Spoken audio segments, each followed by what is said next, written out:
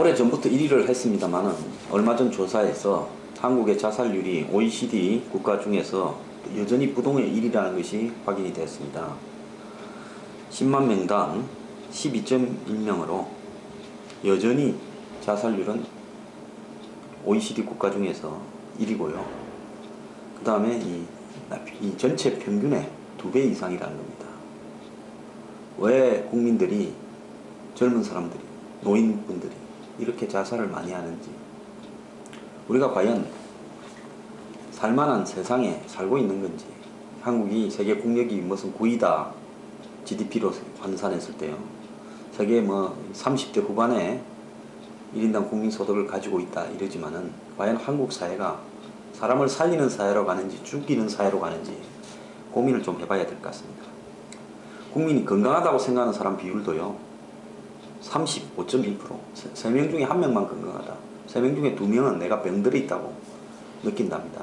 일과 삶의 균형 같은 이런 지수에서도요 한국은 거의 꼴찌 수준에 불과합니다.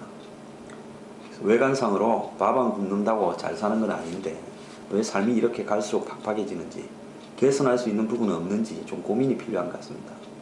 얼마 전에 이 포르쉐를 판매왕을 차지했던 사람이 한 해에 한 50대 이상 팔았던 모양입니다. 그러면 얼마나 대단한 사람이겠습니까? 자랑스러운 인물이죠. 30대 중반인데. 그런데 회사에서 이런 딜러들이라고 부르는 차를 파는 분들에게 주는 비용을, 수당이죠. 수당을 깎아버리니까 그분들은 대부분이 월급이라는 것은 거의 없는 거하고 비슷합니다. 버스값 정도 될 겁니다. 그럼 수당을 받아가지고 살아가는데 그걸 갖다가 확 깎아버리니까 제일 차를 많이 팔아서 나는 정말 떵떵거리고 살 수 있는 분이 노조를 만드는데 앞장을 섰다가 직장을 잃는 이런 일이 있었던 것 같습니다. 정말 안타까운 일이라고 보이는데요. 즉 자기는 고통의 대상은 아닌데도 불구하고 그 고통에 동참하려고 노력했던 그분은 정말 이 시대를 같이 살아갈 수 있는 훌륭한 모범이 되는 인물이라고 생각됩니다. 여러분 전화로 콜센터 같은 데서 많이 세일즈 같은 거 또 서비스 안내해 준다면서 오죠. 가장 확실한 방법은 전화로 뭘 하라고 왔을 때는 가입 안 하는 게 상책입니다. 최근에요 카드 회사들이 어떤 카드입니다 하면서 사망하거나 병에 걸리시면 채무 5천만 원을 빚을 면제시켜드리는 서비스가 있습니다. 그러면서 막 떠들죠. 한 5분 정도. 그러면 나 바쁜데 이러면 거기 돈이 들어가는 거냐? 전혀 돈이 안 들어가는 무료입니다. 이렇게 해가 가입을 했는데 3년이 지나서 보니까 매달 5, 6천 원씩 빠져나갔다는 겁니다. 채무 면제 서비스, 카드사의 서비스 중에서 내가 일정하게 보험료 쪽으로 돈을 내야, 그래야 혹시 내가 죽어버리거나 죽게 되거나 중병이 걸렸을 때 카드사에 빚을 진 게 있으면 안 갚아도 된다, 면제해준다, 이런 건데요. 10년간 이 서비스의 수수료율은, 즉 이 서비스에 전화로 듣고 가입하겠다 한 사람이 낸 돈은 1조 2천억이랍니다. 실제로 내준 보험료는요 3,580억에 불과했답니다.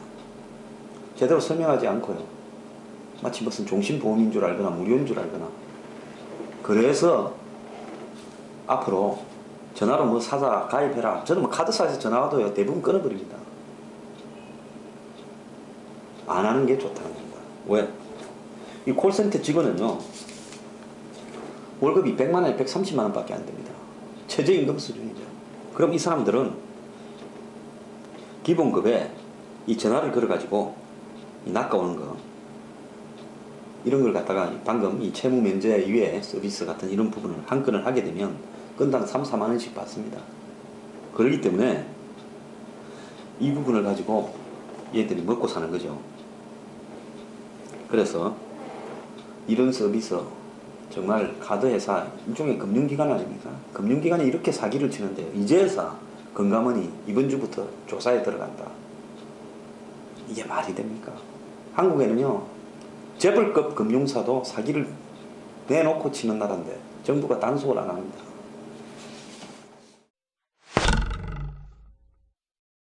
강남에 사시는 분들 자식 교육에 관심도 많고요. 한국에는 사람들이 처음 만나면 집이 어디입니까? 어디 사세요? 묻잖아요. 저는 평생을 신림동, 구로동, 대림동에서 벗어나지 못하고 살고 있습니다. 학교 다닐 때부터요. 그런데 지금도 신도림에 살죠. 그런데 강남에 사시는 분들, 애들 공부시키러 에듀푸어를 감안하면서도 열심히 살고 있다. 뭐 저는 나쁘지 않다고 봅니다. 뭐 능력이 되면 자식 잘 되게 하는 데 가서 사는 것도 좋죠. 근데 세금은 좀 내고 삽시다. 왜 이 이야기를 하는가 하면 전국에 국세청 산하 세무서 중에서 세금을 체납액이 가장 많은 세무서 5개를 꼽으니까 그 중에 4개가 강남 지역에 있는 세무서랍니다. 1등이 서초세무서 9,264, 2등이 삼성세무서 7,676억, 3등이 역삼세무서 7,008억, 경기도 용인만 4등을 하나 했고요. 반포가 또 6,320억이랍니다. 그래서 강남 4개 세무서가 전국의 체납액의 탑을 차지했다. 밀린 세금을 내지 않는 비율, 체납액이 아니라 비율로 봐도요. 반포가 20.4, 그러니까 체납액 징수 비율이 전국에서 제일 낮은 겁니다. 서초가 21.4, 이렇게 해서 체납액이 낮습니다. 그러니까 납부율이 낮고요. 체납액 징수 비율이 떨어지는 거죠. 반대로 체납 발생액이 가장 낮은 데는 경북 영덕, 강원도 영월, 전북 남원, 경북 영주 같은 그야말로 순수한 시골이랍니다. 시골 분들 이렇게 열심히 해요. 정말 소 키우고 돼지 키우고 벼농사 지어서 세금 잘 내시는데 강남에 사신다면서 좋은 옷 입고 좋은 차 타고 자식 좋은 공부 시키는 분들이 이 세금을 안 내서 되겠습니까? 그런 분들은요, 강원도 시골 사는 분보다 더 못한 겁니다. 영혼은요. 저는 세금 정말 잘 냈습니다. 그래서 여태까지 체납한 세금이 하나도 없습니다. 그래서 하는 이야기입니다. 2005년부터요 2014년까지 10년간 국세 체납 발생액이요 172조 4021억이랍니다. 근데 이 중에서 징수된 체납액은 77조고요. 전체의 반도 안 되는 거죠. 172조 중에서 77조만 받았습니다. 그러니까 95조를 못 받은 겁니다. 그리고 체납액은요, 작년이 제일 높았는데 20조 한 해에 2,532억이랍니다. 자, 이렇게 하면요, 세금 내는 사람만 바보 아닙니까? 담배값 올리면서요, 담배 피는 사람한테 다 받아내고 이러면서, 강남에 잘 사는 사람 세금, 그 잘 사는 사람 집도 있고 차도 있고 재산도 있고 그럴 건데 왜 세금 못 받습니까? 확실하게 받아내는 방법 한 가지 알고 있으니까요, 국세청에서요 정말 받아내고 싶으면 저한테 한번 자문을 받으러 오면 제가 가르쳐 드리겠습니다.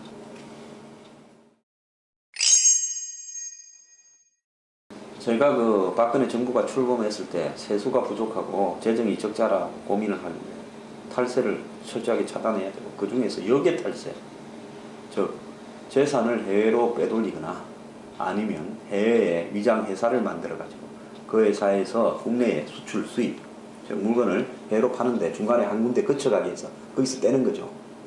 그래서 실제보다 높게 파는 것처럼 해서 떼고, 또 실제보다 낮게 수입하는 것처럼 해서 또 떼고, 이런 식으로 이 중간에서 회사를, 위장 회사를 만들어서 돈을 떼는 일들, 솔직히 한국의 대기업들을 비일비재합니다. 그러니까 그 회사가 결국 알고 보면 오나들과 관련 있는 사람들의 회사죠. 그럼 완전히 그냥 탈세가 돼버립니다. 그래서 이런 어떤 부분에 대해서 해외 조세 도피처의 부분에 대해서 역외 탈세를 강력하게 단속해야 된다, 이렇게 하니까 이제 역외 탈세를 단속할 그런 어떤 정보가 부족하다. 그래서 이제 역외 탈세 방지 특별법안도 마련됐고 15개국가 조세 정보 자동화 협정도 맺었습니다. 그리고 2016년부터는 이 50개국으로부터 조세 정보를 받아 교환을 하게 됩니다. 그래서 이런 어떤 부분 속에서 이 정부가 불법으로 역외 탈세를 하고 신고하지 않은 사람에 대해서 자진 납부 기간을 주고 가산세 10% 정도를 내게 되면 처벌하지 않겠다. 그 기간에 신고하라. 그래서 정부가 추가 재원, 이 세원 발굴이 한 4조 원 정도가 들어올 거다. 이렇게 기대하고 있습니다. 실제로 호주 같은 경우에는 이렇게 하고 난 다음에 2014년에 했는데요. 한 5천억 정도가 그다졌답니다. 그래서 이 정부가 역외 탈세 같은 부분을 이 지하경제에 속하는 거죠. 양성화시키기 위해서 이런 식으로 자진 신고 기간을 두고 처벌하지 않겠다 하고 가산세만 납부하게 해서 해주는 건 나쁘지 않다고 봅니다. 그런데 이것도요, 추적 못할 거라 생각하면 절대 안 될 겁니다. 솔직히 말하면 역외 탈세할 정도 되는 사람은요, 어마어마한 사회적인 어떤 레벨에 있는 사람들일 겁니다. 우리가 영화 베테랑에서 보면 사회적 레벨에 있는 사람은 처벌하기도 쉽지 않다는 것이 나왔지 않습니까? 정보와 그 다음에 백이나 이런 부분이 상당히 높은 레벨에 있는 사람들이 자진 신고를 할 것 같으면 영 들키겠다 싶어야 자진 신고할 건데, 포카 칠 때 내 패가 별로 안 좋아도 블러핑이라 그럽니까? 포카 페이스로 좋은 것처럼 속여야 겁먹고 내지 않습니까? 국세청이 정보를 좀 많이 확보하고 있는 것처럼 언론 보도를 좀 많이 해야 될 것 같습니다.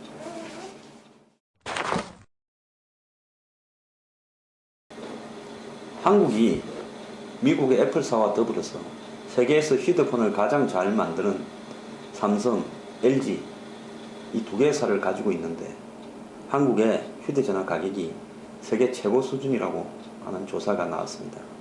그래서 일반 전화, 저 피처폰이라고 부르는 스마트폰이 아닌 거는 27만원, 세계에서 제일 비싸고요. 고급 휴대전화, 스마트폰은 64만원으로 세계에서 두 번째로 비쌌다고 합니다. 한국이 세계에서 제일 잘 만들면 뭐합니까? 한국의 국민들은 세계에서 제일 비싸게 주고 휴대폰을 쌌었는데요. 이게 세계에서 제일 잘 만드니까 한국 국민들한테 주어지는 역차별입니까? 불이익입니까? 휴대폰 안 만드는 나라에서요, 휴대폰 가격이 한국보다 훨씬 싼 나라가 수두룩합니다. 이럴 것 같으면 세계에서 잘 만드는 건 뭐합니까? 외부에 수출해서 비싸게 받아먹어야지 국내 소비자를 상대로 바가지 세웁니까? 제가요, 휴대폰 문제하고 이거 휴대폰 단말기 가격하고 통신비하고 섞어갖고 하는 문제에 대해서 엄청나게 이야기 많이 했습니다. 그래서 이 문제를요, 요즘 조금 나아졌다 그러는데, 조금은 나아진 것 같은데, 여전히 복걸복으로 재수 좋으면, 아니 좀 많이 알면 싸게 사고, 또 잘 모르면 또 비싸게 사는 분들 아직도 있습니다. 그래서 휴대폰 제일 잘 만드는 나라에서 휴대폰이 제일 싼 나라로 좀 바뀌어졌으면 좋겠습니다.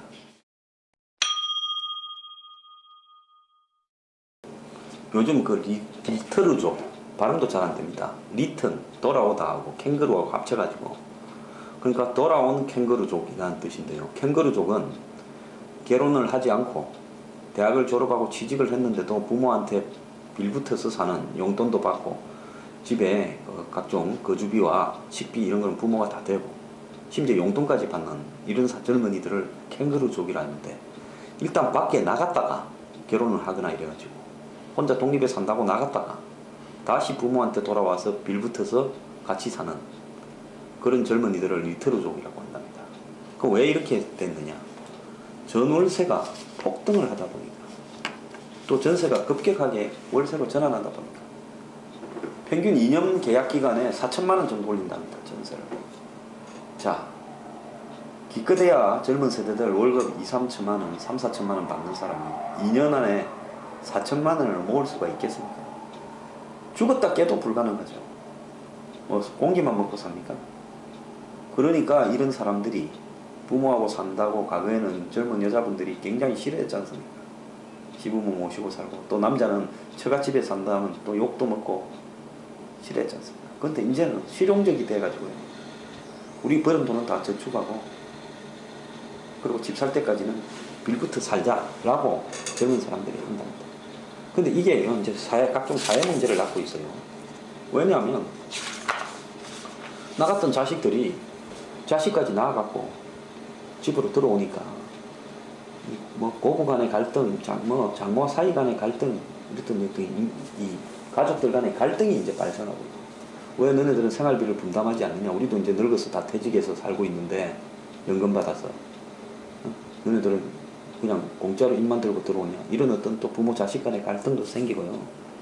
특히 이 전월세 문제가 결국은 집을 못 구해서 결혼은 연애를 안 하니까 저출산해. 그 다음에 청년 빈곤에 돈 버는 대로 월세 다 내. 그 다음에 빈곤에 세습해. 저 위로 못 올라가는 거죠. 저축이 불가능해집니다. 양극화에 이제 이런 문제를 낳았는데 이제는 이게 가족 갈등으로도 나오고 있습니다. 이 리터루족 때문에요.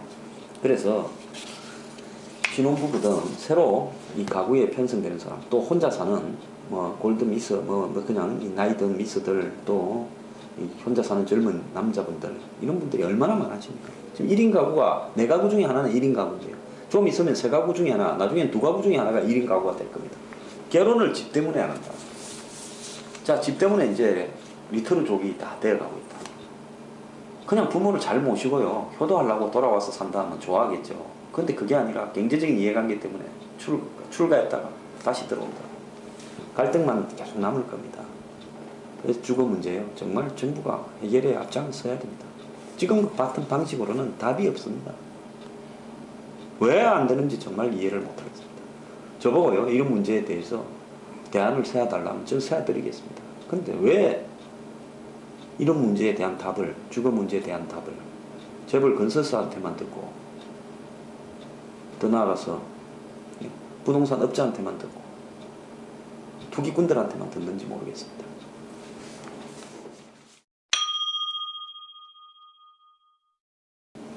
미국의 막말 정치인 도널드 트럼프가요, 결국 대선 후보로 지명될 거라, 저 공화당 내부에서 그런 사람 별로 많지 않았습니다. 근데 여전히 막말을 함에도 불구하고 도널드 트럼프가 공화당의 후보로 지명될 거라고 보는 사람들이 굉장히 늘어났습니다. 5월에는 20%만이 공화당 당원 중에 트럼프가 될 거다. 그때도 1위였고 지금도 1위입니다. 그런데 지금 54%, 절반이 넘는 사람들이 도널드 트럼프가 공화당의 대선 후보가 될 거다라고 이렇게 보고 있다는 겁니다. 자, 그동안에 말실수도 있었고 TV 토론 나가서도 실수를 했는데도 불구하고 점점 도널드 트럼프의 열풍은 강해지고 있습니다. 따놓은 단상처럼 보이던 잭 부시는 3위에 머물고 있고요. 실제로 외과 의사라는 흑인이죠. 벤 칼슨이 10.3%고 도널드 트럼프는 23.5%입니다. 3위가 잭 부시로 9.8%. 그 다음에 4위는 7.3%로 잔챙이들이 이렇게 있습니다. 그러니까 역대까지 나왔던 모든 여론조사를 통합해서 평균을 냈는데 이 23.5%로 압도적인 1위, 2등이 10%대밖에 안 됩니다. 도널드 트럼프가 미국의 대통령이 될 수 있거나 공화당의 후보가 될 수 있는 확률이 점점 높아져 갑니다. 저는 처음부터 국내외 언론은 도널드 트럼프가 후보가 될 가능성이 없다라고 봤지만 저는 후보가 될 가능성이 매우 높고 쉽게 꺼지지 않을 거라고 했습니다. 마찬가지로 민주당에서도 버니 샌더스 민주당 경선에 참여한 무소속 후보의 지지율이 쉽게 꺼지지 않을 겁니다. 지금 미국에는 정치혁명이 가시화되고 있습니다. 세상이 경제가 붕괴되고요, 정치인이 도덕성을 상실하고 위선으로 가득 차 있고 제도가 기득권만을 위할 때 극자고 극으로 국민들의 시각이 쏠리게 되어 있습니다. 지금 미국의 대선이 정확하게 그런 현상을 대변해주고 있습니다.